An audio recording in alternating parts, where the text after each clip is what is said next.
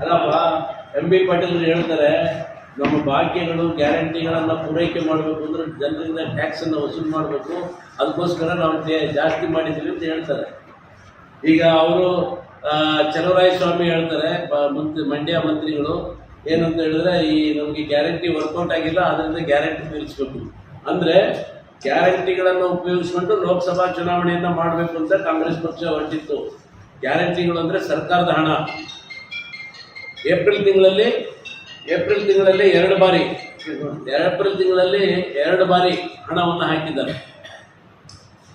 April 23, 13ನೇ ತಾರೀಕು, May, June 2 ತಿಂಗಳದ್ದು ಹಣನ ಹಾಕಿ advance ಆಗಿ ಜನರಿಗೆ ಕೊಟ್ಟು ಆಮಿಷವನ್ನು ಒಡ್ಡಿ ಸರ್ಕಾರದ ಹಣದಲ್ಲಿ ಲೋಕಸಭೆ ಚುನಾವಣೆ ಮಾಡ್ಕೊಳ್ಳಲ್ಪಟ್ಟಂಥ ಸರ್ಕಾರ ಇದು.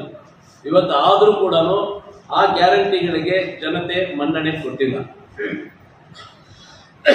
ಗ್ಯಾರಂಟಿಗಳಿಂದ ಏನಾಗೋದಿಲ್ಲ, ಒಂದು ಗ್ಯಾರಂಟಿ ಕೊಟ್ಬಿಟ್ಟು 10 ರೇಟನ್ನು ನೀವು ಜಾಸ್ತಿ ಮಾಡಿದ್ದೀರಿ ಅಂತೇಳಿ ಇವತ್ತು ಸರ್ಕಾರ ಕರ್ನಾಟಕ ಜನತೆ ಸಾರಾಸಗಟಾಗಿ ತಿರಸ್ಕಾರ ಮಾಡಿದ್ದಾರೆ. ಕಾಂಗ್ರೆಸ್ 145 ಕ್ಷೇತ್ರಗಳಲ್ಲಿ ಬಿಜೆಪಿ ಮುನ್ನಡೆ ಇದೆ. MLA